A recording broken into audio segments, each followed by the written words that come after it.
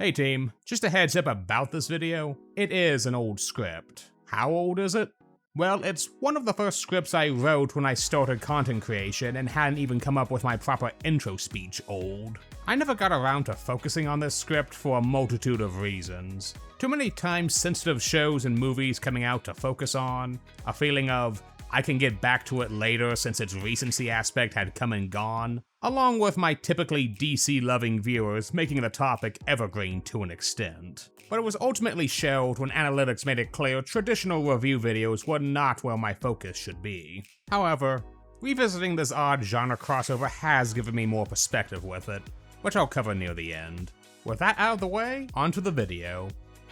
One thing I asked myself while watching this entire anime, beyond how such a stacked creative and animation team could produce such a dreadfully middling product was, why the Suicide Squad? I've never understood Warner Bros.' obsession with pushing this group, trying to still capture the same appeal and the long since past obsession people had with Gunn's Guardians of the Galaxy when it hasn't really panned out all that well. But is there anything of merit to enjoy in this obnoxiously meta-genre mashup?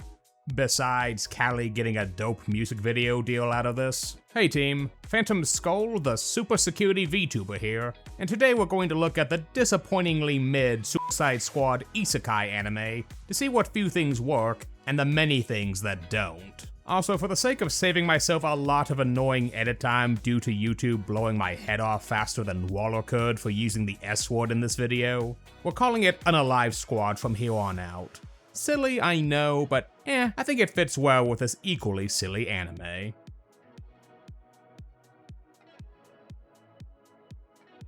I will say right off the bat, I personally believe there was infinitely more interesting options they could have done with the Western comic book superheroes into a traditional anime isekai land than using the Edge Patrol here. Like, no joke, I would pay good money if they took this concept and instead had Booster Gold and Ted Kord's Blue Beetle going on a wacky adventure in an isekai anime, and using their super science to fight magic, and accidentally making more problems than the actual villains with their own screw-ups. Hell, if you wanted to use the more marketable Jaime Reyes Blue Beetle, you could have made him a weeb who has to explain typical isekai tropes to himbo jock Booster.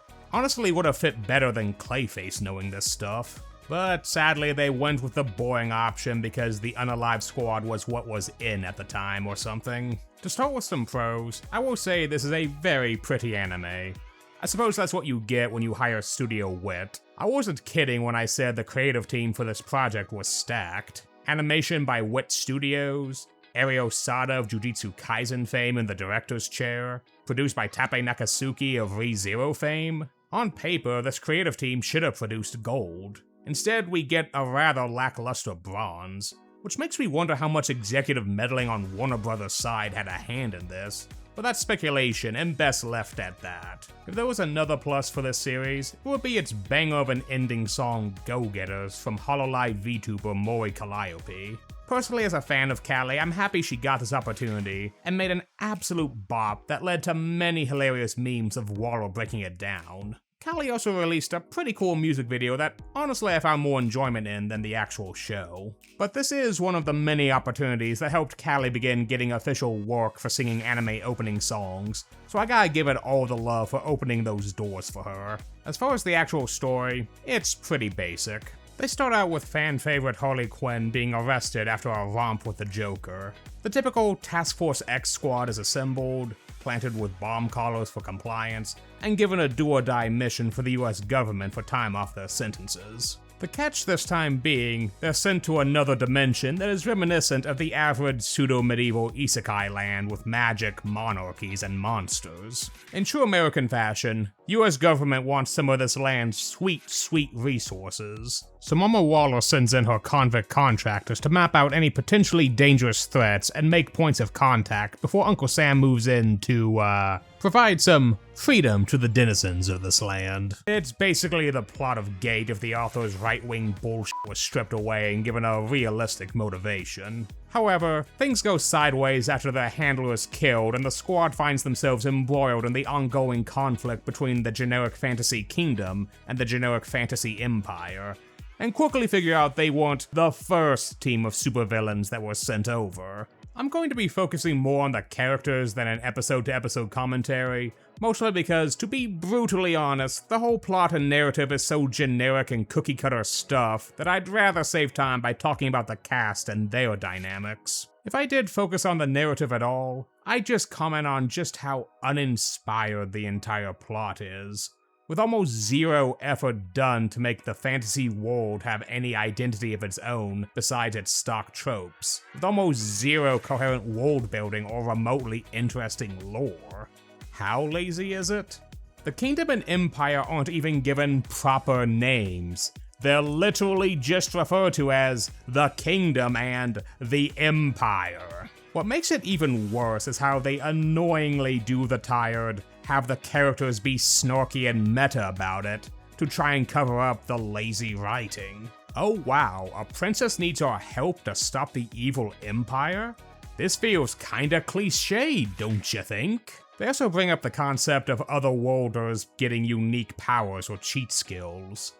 Except they put no real effort into this, so the powers end up being very generic stuff, such as Harley getting super strength or King Shark getting a healing factor. Though given that a lot of the team already comes from a world of superpowers, what exactly was the point of having them? Especially when some of the squad end up not even getting a special skill.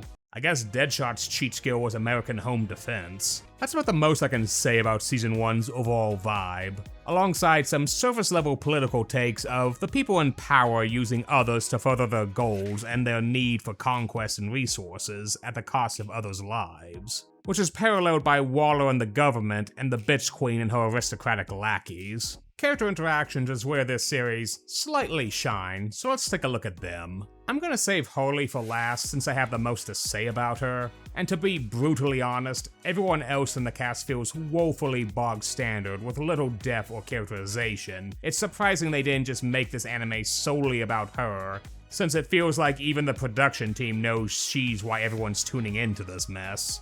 But let's take a quick look at the rest of the cast before we talk about her. As far as the rest of the squad, they're okay, but don't really grow past the usual trope checkboxes you've come to expect with these characters. As a group, they play off each other well enough, being a bunch of unstable screw-ups with varying moral scruples, turning this posh and standard fairytale land upside down together. By themselves, however, they leave much to be desired. Deadshot is, the snarky, tough black guy. That's all I can really say. He doesn't have much going for him beyond being the most pragmatic and sane member of his squad. Mostly the one to spout the common sense solution or hot take on their current situation, or to butt heads with the more unstable of his co-workers. There's a bit of interesting and humorous jabs taken at his social cluelessness, with how his attempts to be friendly with Ratcatcher unintentionally came off as bullying, and his hilarious confusion at being seen as the bad guy in the situation, since he legitimately thought he was being friendly to the guy. But after that, he falls into the same cycle of snarky comeback, argue with either Peacemaker or Rick Flag, spout a one-liner, and then start shooting fools. Peacemaker is, unfortunately, not written as his John Cena lovable man-child counterpart, and truer to the original comic version's tough, no-nonsense, peace-obsessed, brutal anti-hero, who's also batshit crazy. He's very much willing to maim and brutalize anyone who gets in the way of peace, though one has to wonder if this is simply a cover for his own sadism and violence, but this is sadly never discussed. King Shark is... King Shark. Like, he's probably the most bog-standard one of the squad, just being a tall, dumb, childlike behemoth that eats people. He's kinda just there for memes, if anything. Clayface is probably the most interesting of the main cast beyond Harley, with some of the tweaks made to his character, besides the whole Muzan Jackson design choice. They very much play up his actor background, with him being the most dramatic of the team, and also the one most knowledgeable of the fantasy tropes they find themselves in. Even if I find it kind of funny, the classical former Hollywood actor is seemingly a massive weeb to know this much about Isekai plotlines. He's very much the trickster party member, coming off the most mischievous and catty. It's curious this version can seemingly keep a human form for long periods of time, and lacks the usual tragic monster who can't stay as himself for long aspect. And rounding out the Quinn backup dancers is Rick Flag, the handler of the original team of supervillains he lost control of. He acts as the normal one amongst the team, but finds little he can do since none of them respect him outside of the fact he's their only way to ensure their bombs don't go off. He also has the standard Rick Flag my duty or my moral stuff going on, as the lows Waller's willing to go for some of that sweet Isekai oil, I mean magic, begins to play out. Then we have the other team of supervillains that were sent over but recruited to the antagonistic Empire after disabling their bombs. There's honestly even less to say about most of them. They get very little characterization and are very clearly just there to give the squad somebody on their level to fight. Ratcatcher's backstory with Deadshot was funny, but that's all he really had. Finka was just a generic smug sadist. Croc is kind of a hot-blooded thug, but honestly disappointed he was killed off because I do feel like he would have been a more interesting option on the main squad than I Am Groot Shork here. And rounding out the B team was Enchantress, who, honestly from the beginning, before properly introducing her, I thought was Poison Ivy. I mean, could you blame me? Unsurprisingly, the very pretty, marketable waifu is the only member of her squad to survive Season 1, with her reasons for siding with the antagonist being mostly they were holding her host body hostage. Enchantress is an odd one, as she seems to have moral scruples and dislikes needless murder and maiming of people, with her only being an enemy because the main villain of the show was basically holding a gun to her other body. But beyond that, she didn't have much going on for her, and I suppose is being saved for any hypothetical Season 2. With it being 2 years since this release without any news of a Season 2, I don't think that's happening, but I digress. And there is, of course, Katana, who feels really out of place in this narrative.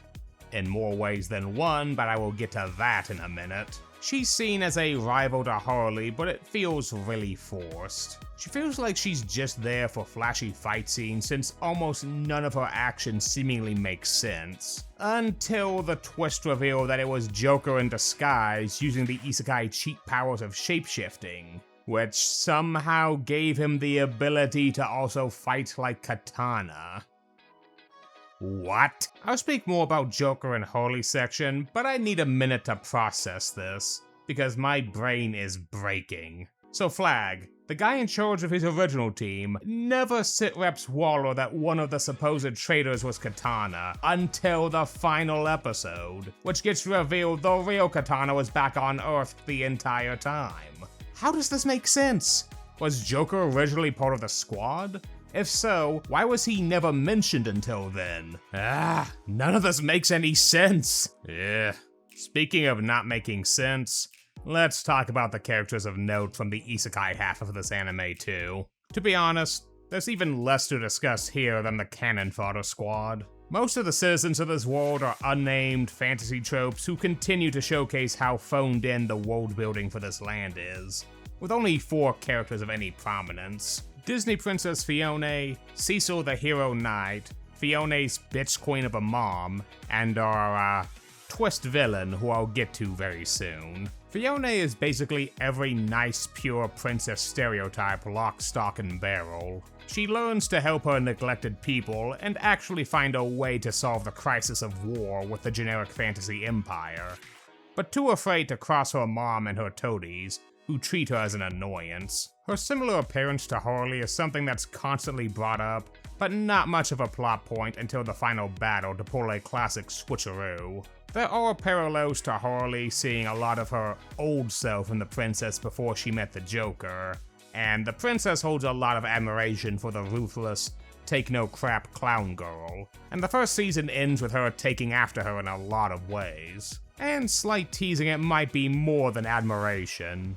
We all know Halls has a habit of rizzing up the ladies, after all. Cecil is the kingdom's strong but ineffectual hero, the head of the Knights and basically the fantasy counterpart to Rick Flag. He's an earnest guy who wants to help others, but hampered by needing to no-toe to the much more apathetic queen and ruling aristocrats. None of the squad respects him, and he equally hates them with a burning passion, but understands they need their help to win this war. He deeply cares about the princess and joins her in the category of the good guys, both trying to help but trapped answering to shitty people. Interestingly, design-wise, he's a polar opposite of a traditional isekai anime fantasy hero character. In most anime, the hero is a late teens, early 20s pretty boy with pale skin and often these days, in their own subversions, a villainous jerk-ass, who'd be right at home with the corrupt queen and nobles. Caesar, on the other hand, is an older, rugged, dark-skinned man who, despite his pride and disdain for the honorless layabouts that are the squad, is a legitimately heroic figure who wants to protect his kingdom, but hampered by his oath forcing him to capitulate to the cruel stupidity of his bosses. Then we've got the queen who's, well, a bitch. There's no dancing around that she's the typical incompetent evil ruler who lets her people starve, while demanding they be thankful for drawing breath in her general vicinity, all the while making mind-numbingly stupid military decisions and leaving Cecil to take the blame for them. Granted, it's hard to talk about her character since most, if not all of her characterization is tied to the fact the real queen was killed and replaced by the main villain of Season 1. The Undead King, who literally shows up out of nowhere in the final 3 episodes with little build-up or fanfare. Okay, there was some foreshadowing, specifically her making the wackiest of rage faces every time the squad saved the day and the kingdom, but there was such little lore and world building explained about the empire they were fighting, I didn't even know who this Undead King was until they dropped it all on us. The Undead King is equally generic, with her filling the role of the Demon Lord, being the one who recruited the original squad and was playing both sides for years to slowly weaken the kingdom, while reaping the benefits of all the deaths her horrible decisions as the queen would cause. Also, if you're wondering why she's referred to as a king, it's never really explained. I think it's just to be like, cool or subversive or something. They never make a big distinction beyond the fact that she's an undead sorceress or something, but she's also a king. Let's just roll with it. Regardless of what we call her, she's just a walking checkbox of villain tropes right up until her death, and is one of the many examples of how the isekai half of this show was almost treated like an afterthought. Alright, we've covered all the appetizers. Time to get to the meat of this anime, Harley Quinn. Harley is pretty par the course for modern Warner Brothers interpretations, being a quirky psychopath with a handful of decent qualities, though as flighty as her attention span, but one who's far more observant than people give her credit for. Some might find this aspect controversial, and it's one that I don't jam with all that much, but this Harley does seemingly share the twisted Romeo and Juliet dynamic with her Joker her early DCEU version did. Over the more modern Sapphic overcame her abuser and lived happily ever after with her plant waifu, and the occasional consensual side pieces version. Personally, I've never cared for this take on Harley. Her being a victim of the Joker's manipulations and abuse, and her journey to overcome him and become the chaotic, horny anti-heroine most modern fans love is one that is near and dear to my heart. Granted, I don't hate or invalidate this version of the character, but it's just one that I've never gelled with. To Isekai Harley's credit, while she's still gaga for the clown, and uses advice she's gotten from him to solve a number of their problems, she's more than capable of handling things herself and taking charge. There was no feeling of her being obsessed with Joker to the point she can't function.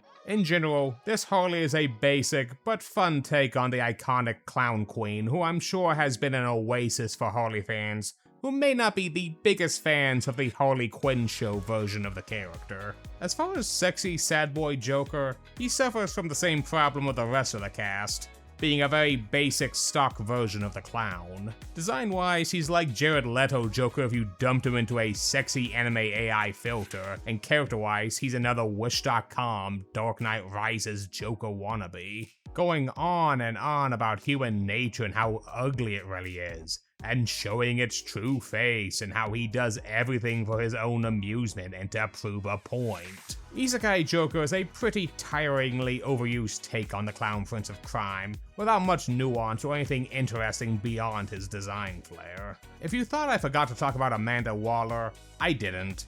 There just really isn't much to say. She barely shows up enough in season 1 to even qualify as a supporting character, and there's really nothing of note that goes beyond what you expect of modern takes on the wall.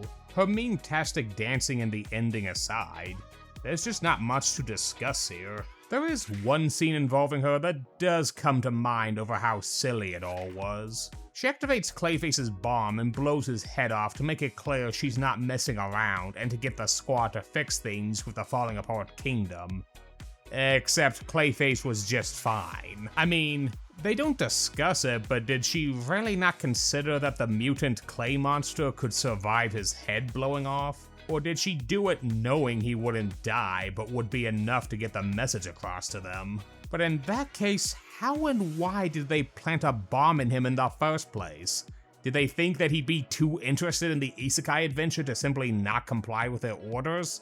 Make that make sense. Now, this is the part of the video where the hindsight of revisiting the script a year later and rewatching the show gives me more perspective about it. It's still not great, but I see the intention behind some of it. Part of me wants to believe the Isekai half of the show being so bog-standard generic was on purpose, to poke fun at the rise of generic samey McIsekais over the years, given how much the squad takes the piss out of their surroundings like they were watching a generic Isekai anime together for movie night. But I'm going to point out that, again, this was directed by the guy who made Re:Zero, one of the isekais with actually good world and lore building, for God's sakes. What the hell happened here? But the genericness of the setting being to the point it couldn't even bother to give these lands actual names, plus the annoying self-amused meta-ness of the writing just did the opposite for me. I found it more irritating than funny. While I had some issues with how bog-standard the squad were, and predictably had the usual misfit anti-heroes who are treated as outcasts find friendship and family with each other character arc,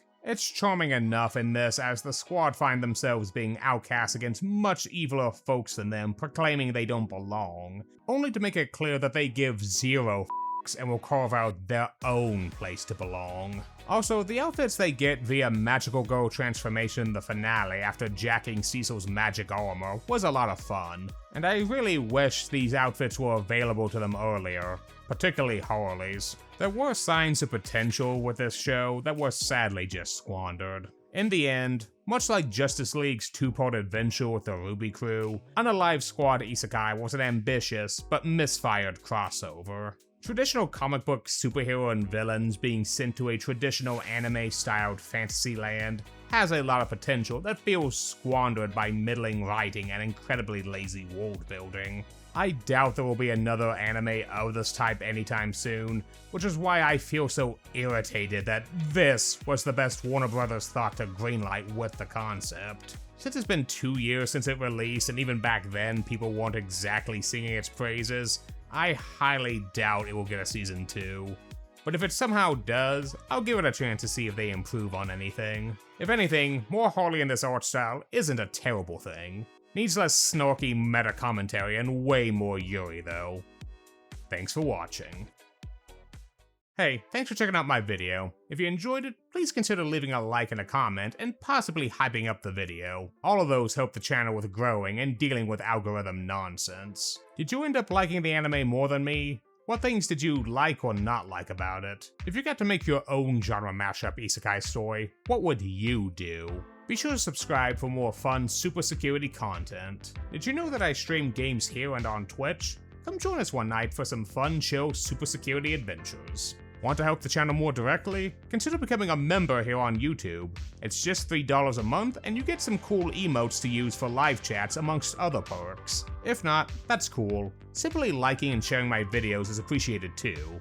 All support helps the channel grow. More DC-related videos on the way, and I can't wait to share them with you soon. Thank you all again, and I'll catch you all next time.